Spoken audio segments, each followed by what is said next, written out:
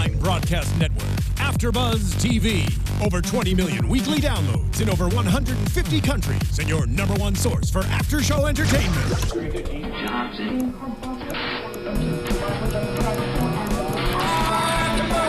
AFTERBUZZ TV, the destination for TV superfans. Producing after-shows for over 300 of your favorite TV shows. Interviewing celebrities and showrunners. And bringing you behind-the-scenes exclusives. All thanks to E! Entertainment's Maria Menounos, producer Kevin Undergaro, and internet leader Akamai. Now, let the buzz begin! Why do birds suddenly appear? Because of deadly people and insane viruses. That's why birds appear, you guys. That's why. I'm done. I'm just... Can we just No, I'm just kidding. Guys, thank you for tuning in. I'm sending a tweet out right now with the link to this show. Guys, thank you for tuning in. This is the Helix After Show here at AFTERBUZZ TV. Be sure, if you haven't already, to go to YouTube. Subscribe to us at youtube.com/AfterBuzzTV. And follow us on Twitter at AfterBuzzTV. We're discussing Season 2, Episode 9, Ectogenesis, I believe. Yes, ectogenesis, or outer genesis. No, that's what it translates to. Okay. No, it's Latin. It basically refers to growing something in an artificial environment, I just thought of outside the ecto-cooler. womb. Oh, so basically... Forever Fetus. Yes, exactly, Forever Fetus. If you like Forever Fetus, go ahead and tweet at us throughout the show. You can tweet me at Stephen Lemieux. Joining me today are my co-hosts, Zach Wilson. Hey guys, thanks for tuning in. Where can we tweet at you? I'm that Zach Wilson. Is that Zach with a CH, spelled the correct way. And Liz Rishmawy. Hey guys, you can go ahead and follow me on Twitter at Lizzie Maui, LIZZYMAWY. And if you can see me right now, I dressed like Double Dick Texas. Oh God. You look like his D-bag brother. In honor of him turning into Mycotic, as far as we know, I have dressed like Double Dick Texas. And Matt showed up, took one look at me, said no, and left. Doctor. Dr. Double Dick Texas. He went to school to become a dick. Doctor. So give him his credit. All right, the doc. He has PhD in dickery. In dickery. Matt took one look, was like no, and left, and I don't know if he's going to be joining us today. And then we gouged out his eyeballs. But we will have Severn Thompson on the line shortly. She's taking a break from teaching just to call into our podcast and talk to us and tell us all about the things about Sweet Sister Anne. You know what? She's, out of all the actresses or actors on this show, she's always been my favorite. Okay. I was waiting for you to give some reasons why. No, it's quoting Brother Michael. Really, guys? I've been watching the same show as you guys, and you didn't get that? All right, guys. Well, if you're in the live chat, if only you were younger. We'll be doing the live chat along with you guys. I'm following it on my laptop. So this episode, it had some weird scenes, some weird dialogues, some glass doors that apparently are indestructible. Oh my God! As soon as I saw the glass door, I'm like, oh, she's not going to punch through it, is she? It's Awkward Window's cousin, Indestructible Awkward Door. Oh my God, it's a crazy awkward door because the whole thing is windows. Oh God. Oh my God! You can't break through the glass house, though. You can't break through an awkward window, Steven. Hey, she was raised on the saying you don't throw rocks in a glass house. She can't break glass doors, okay? It'd be disrespectful to Brother Michael's memory. But aside from that, it was a really solid episode. I enjoyed it. There was some parts that I'm just like, what is going on? There were some parts that I'm like, this is very creepy. And then there's some other parts where I'm like, oh my God, it's Boyle, she's back! Oh, so happy. Shout out to Catherine Lemieux. What up, Cat? Dory! If you want to tweet at her, she's at LoveCatLemieux on Twitter, I believe. So, guys, you can shoot something. That was, I think, the most surprising thing that happened all episode. Was that she came back. No, I was just in the room with Zach when he was watching the first time, and all of a sudden you hear, oh! It was like the best part. Mark, do we have her on the line? Is that what you're saying? No, not yet. Okay, cool. So let's jump into this. So the first thing we're going to talk about today, because we just love them so much, Sergio and Julia. Zulia. Hashtag Zulia. Is that the ship name for them? That's what I'm calling them. Oh my God! So Sergio and Julia, we get Peter seeing his little satellite phone saying, "Oh my God, there are so many missed text messages." So many missed text messages. Yeah, that's basically what happened. It's like that moment where you like realize you left your phone in the car and you go back. Oh God, so many problems. I haven't ignored this many text messages since I slept with Julia. Here's the thing: what 100 text messages do they send him? I mean, Sergio is like fairly straight to the point, and he barely contacted him before. But in those the day and a half or 2 days he's down in the Oubliette, He said 5 days. Sergio's like, "Hey, how you doing? Hey, we're heading over there. What's the weather like? Should I bring a Smiley jacket? face. Do you think it's short weather? What should It's I do? cold out here." What are you thinking about right now, Peter? Are there some hot chicks on that island that are, Peter, have you cut your hair yet? How's your mother doing? Have you called her yet? You know Easter's coming up. What are you doing? Hey, is it your birthday? Hey, like, what were in these 100 text messages? I mean, that you read? realistically, they were like, "Where are you, Peter? You haven't checked in 5 days. Checking in again.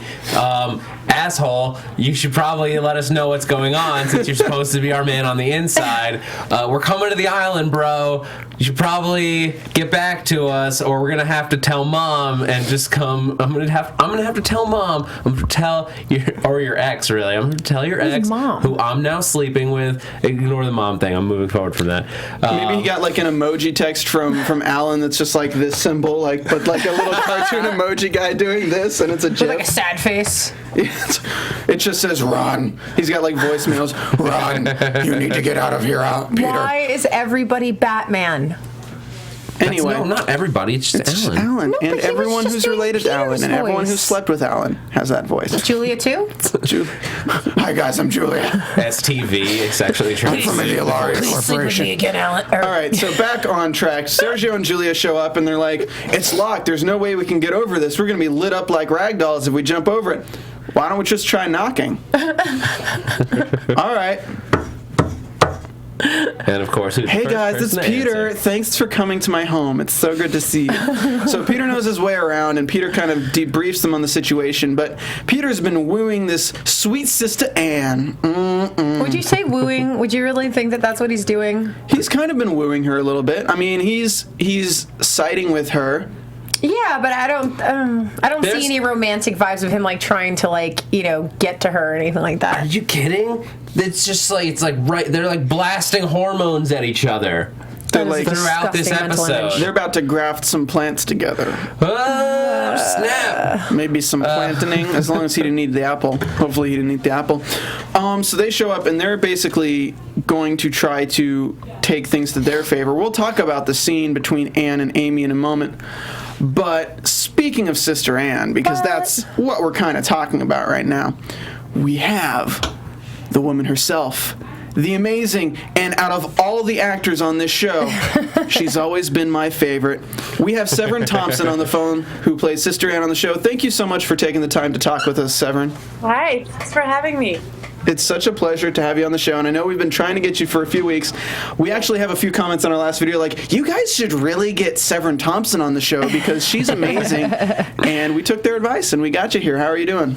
Oh, really good. Really good. Glad this could work out. So we have Zach Wilson here, and Liz Rishmawy, and I'm Steven. Matt had to take a quick caucus or something. I don't know. He's up on a mountain somewhere.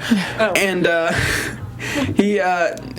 we wanted to talk to you a little bit about your roles because your character has gone through such a change in thought processes because you were the blind follower because you went through the planting with Brother Michael, but we don't want to talk about that. So how has it been filming this series for you when you were going through so many changes, and did you know about this going into the character? I didn't know. I figured there would be some changes, but I didn't know what the details would be. So it was, and I didn't know what my particular secrets might be, from the beginning. So, and if I had any at all. So it's just a matter of playing that. We're just playing that there is something that.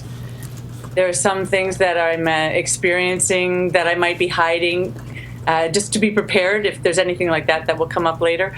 And then then just to be fully committed, because that clearly was my role, was to be the devout follower of Michael.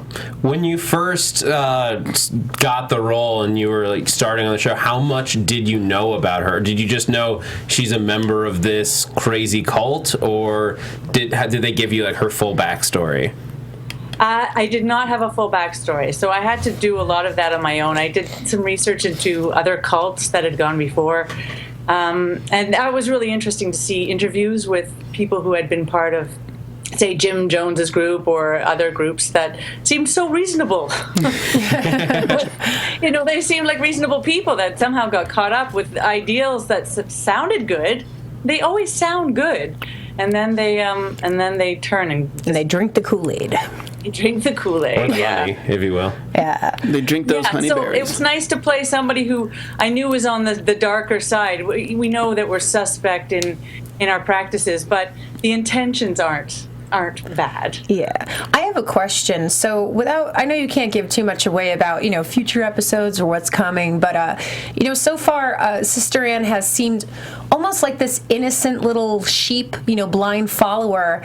And in the previews for next episode, it almost seems like we're going to be going into this really dark, mysterious, this big question we've had since the early episodes of the season, where I almost feel like we're going to get a whole other side to Sister Anne, like that she isn't just this sweet, innocent, oh, I'm just doing what, what's good and what's right. And do you have any thoughts on that? Are we going to be getting a totally different side of Sister Anne, or? Well, what I can say is that she is a product of this place and of this particular group. So, and it has a dark side to it. So that you've already experienced. So I think it's safe to say that she's part of that, and in her true following, her true belief in this cause, there may be some darker sides that you'll get to see of her. Ooh. We have a quick question from the chat that says, is your real personality anything like Anne's? What's similar and what's dissimilar? I know some people who have looked at me differently lately since they've been watching the show. I don't know. I think possibly the positive. She sees the positive in things. So I like to think that I'm a positive person. So I can share that with her. And ideals, maybe not. I don't follow.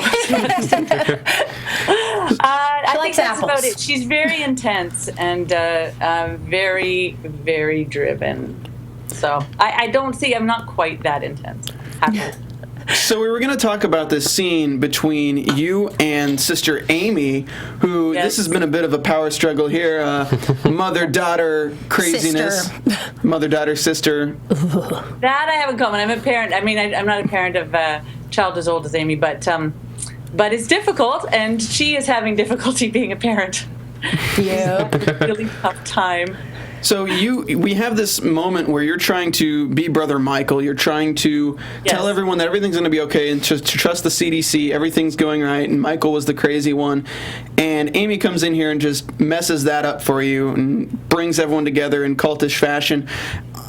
When you're working with Allison Louder, have you guys had like a history of working together before, or like how do you guys have such powerful connections in your scenes? Because I can't take my eyes off either of you when either one of you is on screen, and when you're together, it's just phenomenal. Yeah, the chemistry is amazing. Oh, thank you for that. It's been great working with Allison. We met for the first time on our first day of shooting Helix, and it was pretty immediate. We got close along with Claire Coulter, who plays Agnes, and there's something powerful in being three, the number three, and with those two actresses, the bond was pretty immediate. So it's been a treat. She is so committed, and she's so in that world when we're working together. It's a lot of fun to play that power struggle, really. Yeah. And it's just great. How did you approach sort of the balance between, because Anne, I feel like her big struggle has been this balance between seeking power and also being very subservient. So how did you sort of approach that in her attitude, especially with scenes with Michael? Yeah, it seems, as we find out when she tries to take power for herself, she's not very good at it. She doesn't really have a talent for leading people on her own. So I think for her, she knows, I mean, it's what she was born into with Michael, but also it's where her talent lies, is to be number 2 on the power scale. And so even though she tries on her own, if only Amy would work with her, I'm sure they would be, maybe they could still be, but in this episode, if they could work together there, it would work out. To be honest, though, I mean, Severn, you have kids. If I don't even want to get into that, but like, you kind of were going to hook her up with her dad. Yeah. I mean, you don't really work together with somebody after that. Fair enough. Well, Anne is very much a follower, so I don't think it was as difficult for her. I don't think she fought against her mom, which is Agnes. I don't think she had the same struggle. She was so inspired by Michael being this god. It's been interesting hearing you talk about how he's seen, and I think for Anne, he was a god to her. Yeah, he was somebody who could prove himself. He didn't die. He could survive any injury and be miraculously healed. Mm-hmm. So I think that she truly bought into the whole thing and the magic of it, and so it wasn't hard to be. Well, she has difficulty as soon as the doctors show up. So as soon as we see her, really, she is having difficulty with Michael, because he is much more welcoming than she would be to these outsiders. Yeah. So there is a struggle right from the beginning, actually. But I think before this, it's been a lot smoother. I want to throw a hypothetical at you from a character perspective. Okay. And I think Amy's kind of in the same situation as Anne was at one point in her life, but Anne bought into it from being in that glass cage of deadly plants to becoming planted by Michael, to say it in their terms. Do you think if this outbreak in the CDC had come when you and Agnes are in the position of Amy and you?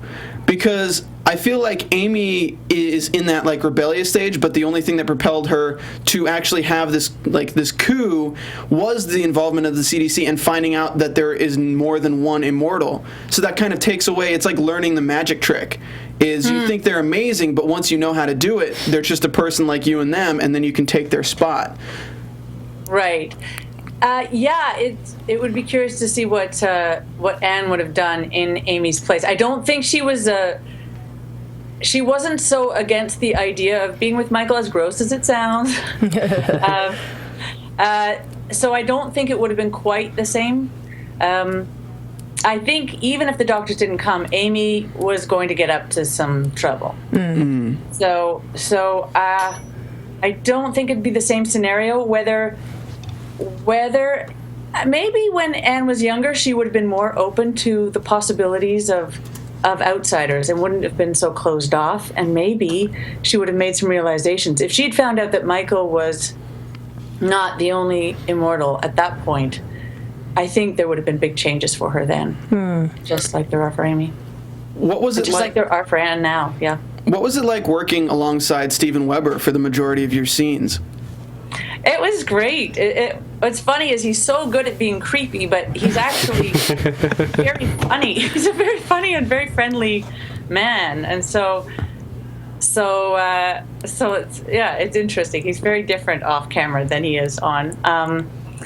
We started, our first day of shooting was him talking in the big church, the chapel there, and it was great. I mean, he's such a good actor. I really enjoyed working with him and seeing his process just as we shoot. So it was a great pleasure. That's awesome. Mm-hmm. How do you feel? I mean, in this episode, we sort of had a disagreement earlier about whether we think Anne and Peter are starting to have feelings for each other. Again, I guess at this point, like, obviously you can't tell us where we're going, but like at this point, when you were sort of approaching it, were you feeling any of that built into what was going on? I think we saw that there might be some potential. We definitely saw that there. And could see at this point that there's an alliance between them, that they both share something in common. right? With feeling not appreciated, underappreciated by the people around them. So it's and it's quite an amazing thing for Anne to have somebody who actually will listen to her, because as much as she worshipped Michael, he kind of terrorized her as well. So it was not a happy. It wasn't a healthy situation. Yeah. Oh. Yeah. The whole thing. Nothing going on this island would be considered healthy. Little bit of a lopsided family tree there. Just saying. I was the one arguing it, but I guess I could see it though, because her blind devotion for Michael and whatever if you would categorize that as love, is really just something that was instilled. This is her maybe having some sort of attraction to somebody who it's like, oh, you actually care about what I have to say, that kind of thing. Right. I think that's huge for her. All right. So wherever it goes, it's I think it's a real she feels close to him. There's a bond of some kind that's true for her. And he has the same hair as Michael. Yeah, right? So what I'm seeing in Anne though is that she could change, because as much as she's the sweet Anne that we all know, I do know that her and Agnes knew about all of these things that Michael was doing. And that's proven by that you're taking him down to the catacombs next episode to show them. And we learned today on the episode that they experimented by taking babies out of their mother's wombs to put them in jars to see if they could grow them outside of that. So we know the history of #BabyJar. But hashtag forever fetus and hashtag baby jar. Come on, guys. Get with the picture. Get the program. Like the forever fetus, too. But what that makes me think is that Anne is capable of some messed up stuff, too. Well, yeah. Because as there was a trimming, she didn't want to do it, but I'm sure if Michael had convinced her in a different way than just what he did do, they would have gone along with it. You would have gone along with it. So, well, I'm curious. What do you think? Would Anne have gone if he had tried to explain it in like a calm, rational thing about like thinning the herd and culling like in a time of need? Would Anne have gone along with it? God, it's a good question. It's hard to imagine that she would have, but maybe given the right explanation, not as quickly as it happened. I love her saying one egg. You throw one egg at him, and that's it. That escalated quickly. Man, he'd have a bad time on Halloween. Well, he can take eggs out of women. He just can't get it out of that suit. That was bad. No. Yeah, so I don't know. I like to think that she would have tried to find a way to, because she was arguing with him. So it showed that she had some, that she was up for standing up for what she believed. But he did always get the final call. I'm not sure. I think in the end she would have been locked in some, in some place as well, behind some glass while he did it just the same. Or he would have, put her to sleep or whatever to get her away. Do you think Anne is capable of killing Amy? You think, who is? Do you think your character is capable of killing Amy? Wow. I think that would be a very difficult thing to do. I don't know. I don't know. It's I think she does feel a love, as difficult as that relationship is, and as imperfect as Amy may be, as a daughter. It would be difficult. I'm not saying it's impossible, but it would be a real challenge for her. Yeah. I think Anne betrays the CDC. That's what I believe. Something's going to go down. I think Amy offers up the olive branch. Yeah. And Anne takes that and severs her connection with the CDC by taking out Peter or someone like that, or taking out a main character. I think she betrays them in a big way. We still have, 10, 11, 12, 13. We have 4 episodes left. Right. Yep. And by the way, we have guests for all of those episodes, so if you're interested, nice. This this kind of sounds like as good a time as any to do iTunes really quick. And by iTunes, since you guys haven't been commenting on iTunes, we get new ratings. We just don't get comments. Yeah. I'll shout out the live chat. Shout out to Cameron Barnhart, Ka Mayo, Destiny Morna, Heather Sevo, Dino@charter.net. Great, I just shouted out a website. No. Lucien Moraes and Jonathan Edwards. That's all I see in there. But thanks for commenting. We really appreciate it. And be sure to tweet at us and be sure to share the link to this show so everyone can see it. I will say who we have lined up for the guests right now as of now. Tonight, we have, of course, Severn Thompson, who plays Sister Anne. Thank you so much, Severn. Yeah, thank you. Next week, we have Tiffany Greshler, who is writing episode 10 of Season 2, and we have a potential surprise special guest that has been on our show before that might want to return. On March 30th, we have confirmation on Jordan Hayes. Yay! Who plays Sarah Jordan. She will be in studio with us discussing the episode for episode 211. For episode 212, I can't say who yet. I'm waiting on final confirmation, but pretty sure we're going to have somebody who's a female who we've had in here before join us for the episode. Hey, there's a lot of those, Zach, okay? I'm not giving it away completely. And, of course, on the last episode of the season, which is 2/13, April 13th is when we'll be taping that. Showrunner Stephen Maeda will be joining us with another surprise special guest, potentially. Yeah. It's going to be fun on the bun. It's going to be fun on the bun. So let's break down a few more of these scenes here while we have you on the line, Severn. Do you have a deadline you have to be off by, or? No, we're good. All right, cool. Yeah. She's done with teaching. She's on the after show. Done it. They're out. So Zach, where do you want to go from here? Well, I want to talk about the whole the Ilaria showing up on the island, because Julia and Sergio are now there. They're talking with Anne and Peter about. They basically lay out the plan just in case we hadn't gotten it all locked into our minds. They want to kill 5 billion people with Narvik Sea. It's completely airborne now. You don't need to zizz into people's mouths to spread the virus anymore. That's how it was done. Oh yeah, next episode is when we're getting Ziz on the episode. Yeah. Say what? We don't know for sure, but that's like I've been being teased all season long that just watch episode 10. Just watch episode 10. Really? Like the word? The word Ziz. Our word. I think so. Our word. That's our word. It's our word. We're just gonna have to watch next week and find out. But I'm so excited. What did you guys think? Like, I like that they're finally like getting all of the cards are on the table at this point. Like, pretty much everybody is like aware of what's happening, with like a few more mysteries to unfold.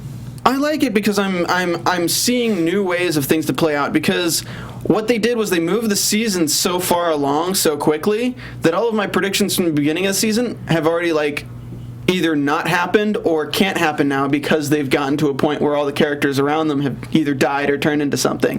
Like, I can't believe they killed Steven Weber in episode 8. Mm-hmm. That's insane, because he was one of the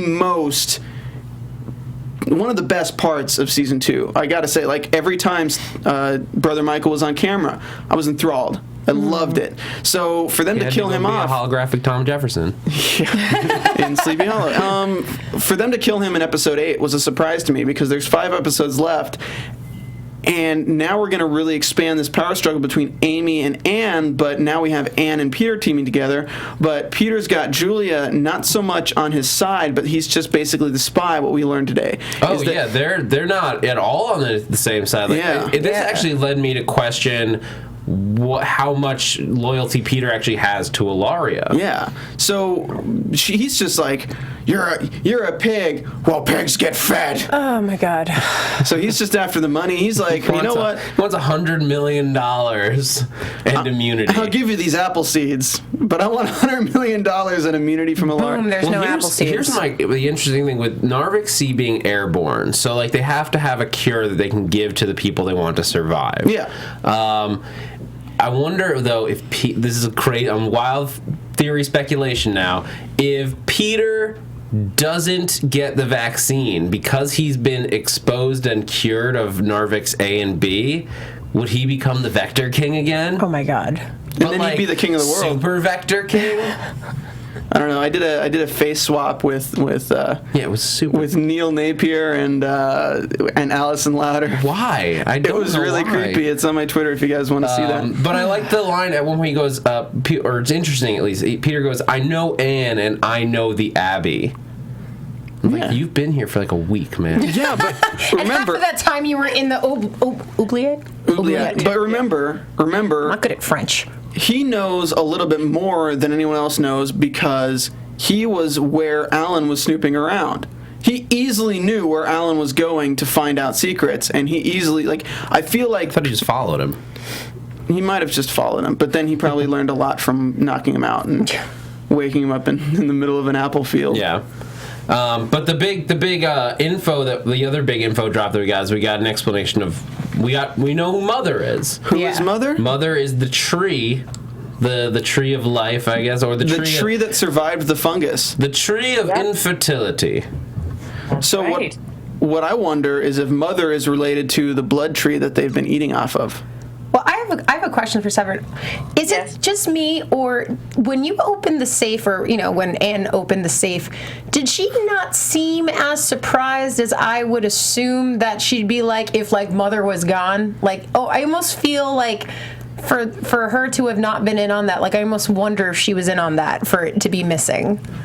Oh, I can't answer that. I know, but just want to call you out so you can't say anything, so we'd be like, Right. No, yeah. I have to also mention with Ilaria, I still think Sergio and Mark those are the same people. And I Julia. know, but I'm like going Double Dick Texas and Sergio look so similar. No, they don't. Because literally when the scene came on that it was Julia and Sergio, I was like, wait, did I miss something? Why is Julia with Mark all of a sudden climbing this mountainside? I was like, wait, it took me like a second to be like, They're very different. In fact, I would actually say Matt Long that is what I right meant to now say. Kyle has actually So many become names. closer. He's filling a lot of similar storylines to different characters from last year. Like, you're right, there are pieces of him. He's the undercover guy in the team, which is like Sergio, but now he's infected and he's going to have to go through that battle, which is very much Peter's storyline from last season. Oh, by the way, if you're going to mention that about him getting infected, would anybody else thinking maybe if you just pretend to eat the honey? We'll get to that. hey, well, yeah, okay. So, anything else you want to talk about, Ilaria? They haven't given us too much on that front. It's just that Mother's missing. Mother's the tree which all the apples are grafted from.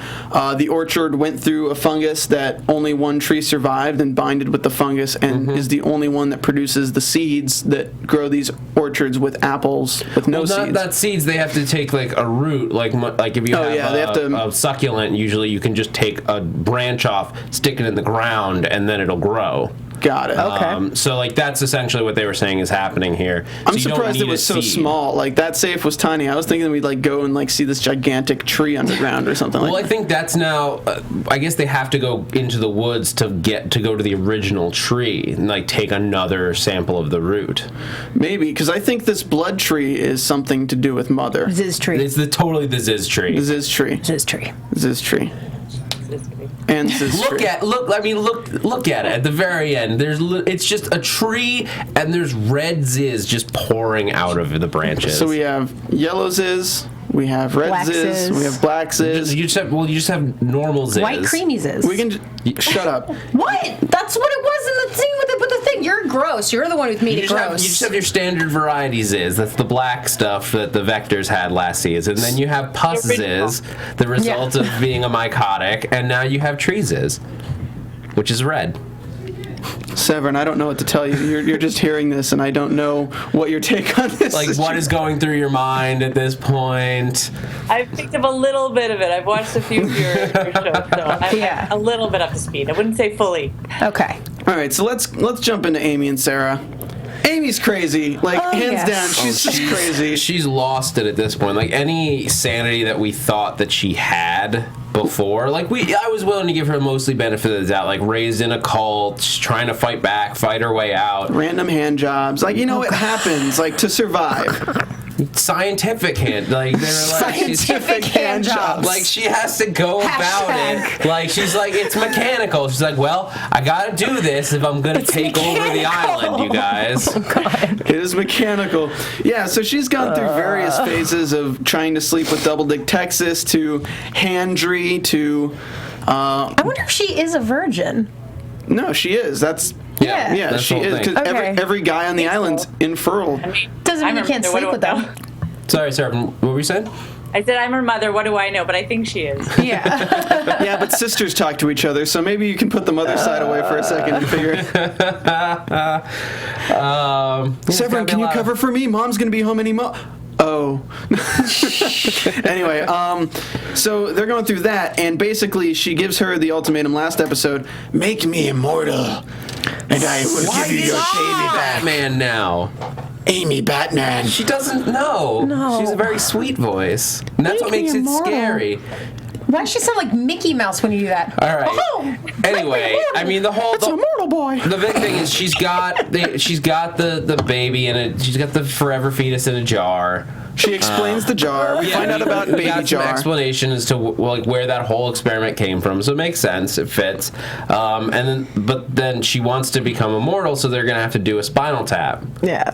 It goes to 11. Yeah. I'm sorry.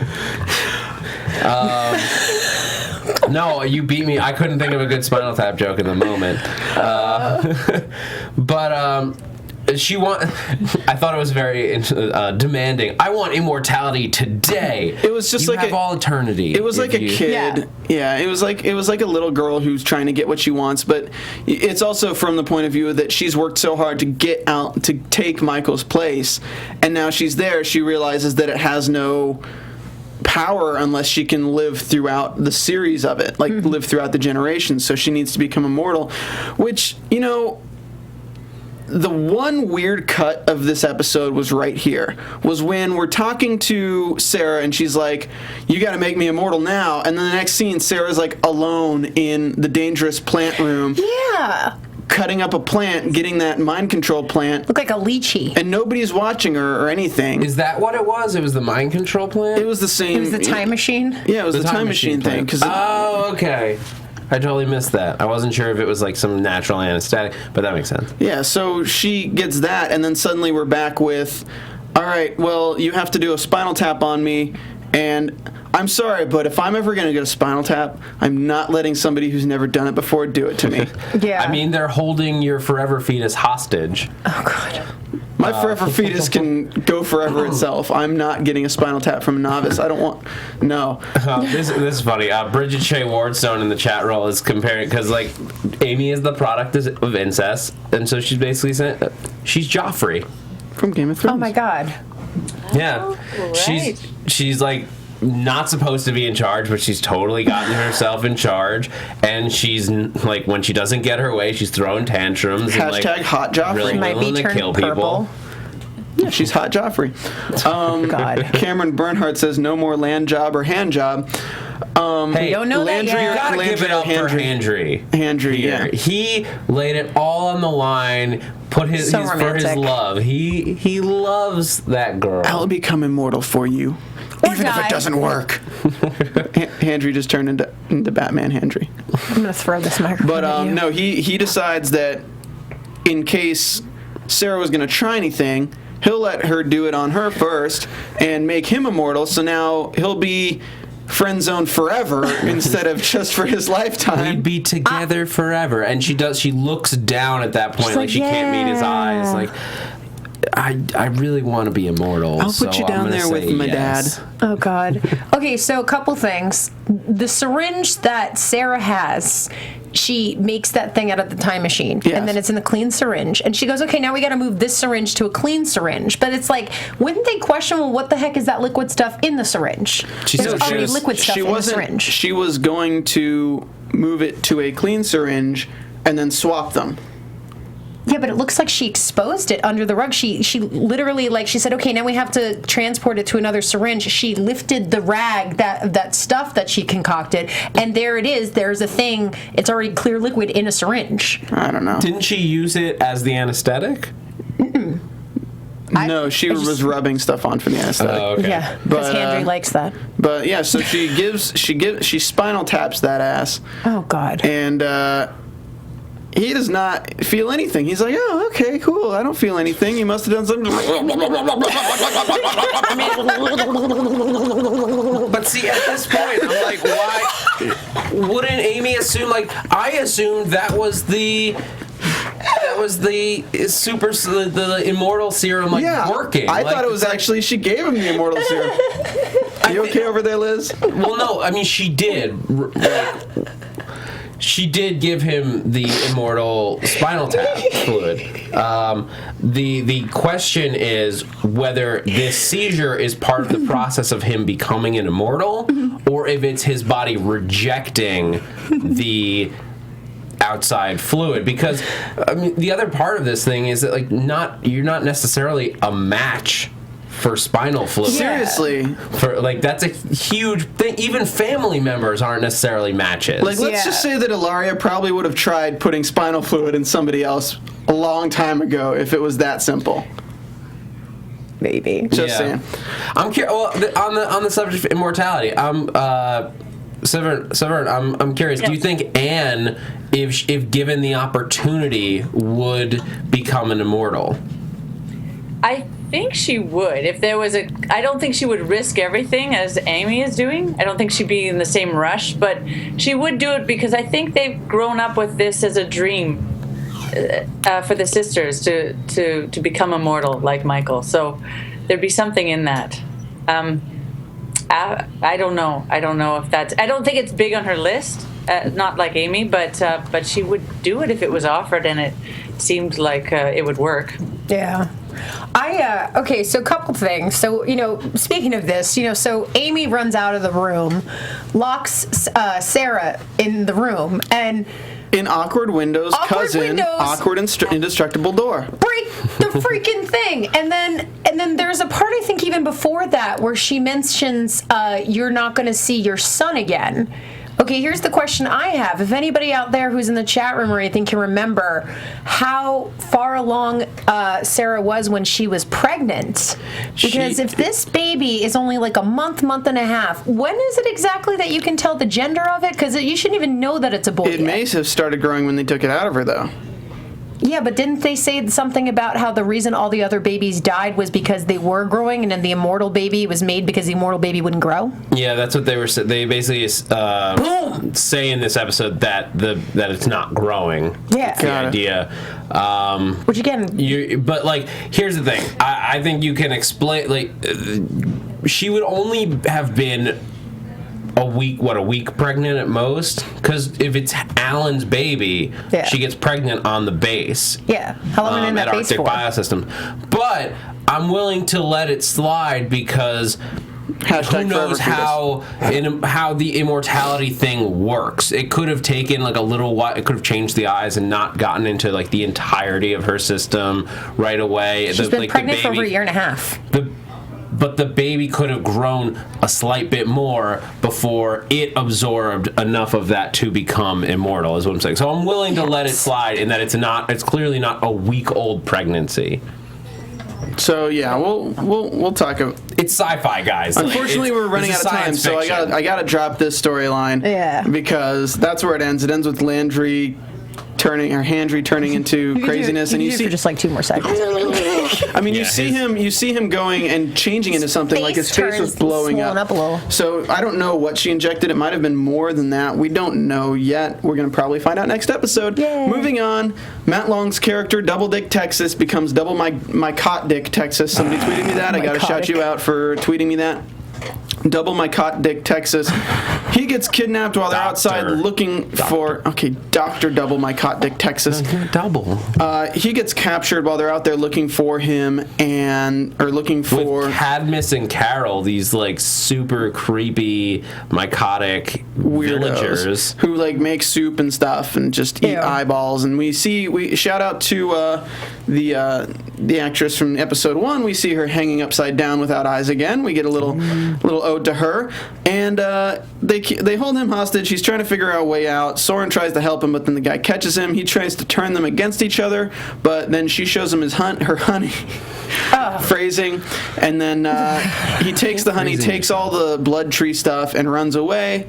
They get to him, and right before they get to him, he decides to drink the honey so they wouldn't get him because it'd be rotten meat. Yeah, but more important is that they show him and explain to him, or Soren does, the blood sap or the trees is because like they already had heard about it because they found nothing but that in the big mycotic's stomach, the one that had been so they're eating it. Yeah. And a quick question as far as Soren is concerned, they ate part of him. So from what we know, when he was let out into the wilderness by Handry, he was cured. He was not still ill. Thank you. No, he's the only person who has ever, as far as we can tell, has ever been immune to it. He's still a very important piece of the CDC's Yeah, but puzzle. apparently I think it's still running through him. Like, they ate one of the eyes, so they're still going to eat him because he's not part of him, but yet he's still eating the tree's sap to make sure they don't get sicker. Because he's the one who mentioned it. Yeah, I think they ate him, and that's how they found out that it is rotten. I guess, I don't know. But he said that they'd still eat him, so there's a question too. But he got over it. He still did get over it. Like, he's not... Okay, I want to talk about this. We don't have time to talk about it. Yes. I want to talk about Alan and Doreen Boyle. Yes! Yay! Because she comes back with the monkeys. No, she doesn't bring a monkey, God, but... Remember last time we saw her was after she was looking for the monkey, and then Sergio, who's now on the island, is there, and now we have Doreen Boyle, who's in Alan's thoughts because apparently he likes to think of Catherine Lemieux a lot. And she's like, how do you really feel? Why do you really... Basically, let's use a writing device so we can finally figure out what's on Alan's mind without him just asking every single question. What's on my mind, Doreen? Well, I'm going to just be Why do I like... have this beard? Oh, God. You don't look good in that beard. Or, sorry, it was Doreen who said... I know. Anyway, so she's trying to get him to expose what he's thinking, and we learn that he actually appreciates Matt Long's character, Dr. Double Mycot Texas. Oh, God. It's getting more and more complicated. And she says that... Kyle. He says that he takes it at face value. So we see a little bit of a friendship between Alan and Dr. Double Mycot Just call him Texas. Kyle. We don't have time for this. And what I think from that is that I'm just Alan's laughing because I'm getting an incoming call from Texas as you said that. Cool. I don't know who that is. I think Alan is going to want to save him. And what I believe... Dr. Dick Texas. What I think is that Sarah's going to try to use the spinal fluid on Dr. Double Mycot Texas. To try to save him. Just try to save him? And the spinal fluid will bond with the virus, and that's what's going to cause the world outbreak. Oh, because interesting. Because he's already infected.